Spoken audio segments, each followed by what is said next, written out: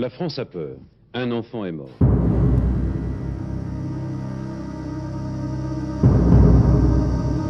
Alors ça a commencé le 30 janvier 1976 donc, et Patrick Henry a enlevé le petit Philippe Bertrand à la sortie de l'école Saint-Pierre à Troyes.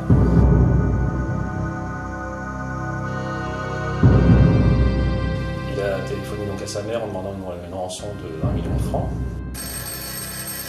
Le soir même, il a téléphoné encore aux parents pour leur dire que l'enfant était bien, qu'il n'avait aucun souci, mais qu'il exigeait 1 million de francs.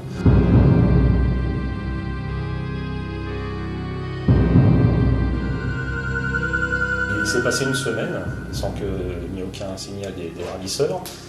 Et le 10 février, au soir, donc, l'abbé Cuny, qui habite Pont-Sainte-Marie, reçoit dans sa boîte aux lettres une lettre du ravisseur avec un gant indiquant le remettre aux parents pour déposer une rançon quelque part. Donc ce sera vraiment un jeu de piste qui sera organisé pour M. Bertrand, qui sera suivi par la police. Donc il sera emmené sur les routes auboises du côté de Brienne-le-Château, les Monts, et puis 2 heures plus tard, il s'avère qu'il arrive sur l'esplanade du restaurant La Mangeoire, et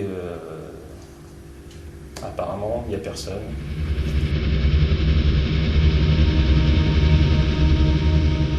Trois jours plus tard, la police retrouve Patrick Henry dans une brasserie, la brasserie des Charmilles, rue Fortier à Troyes.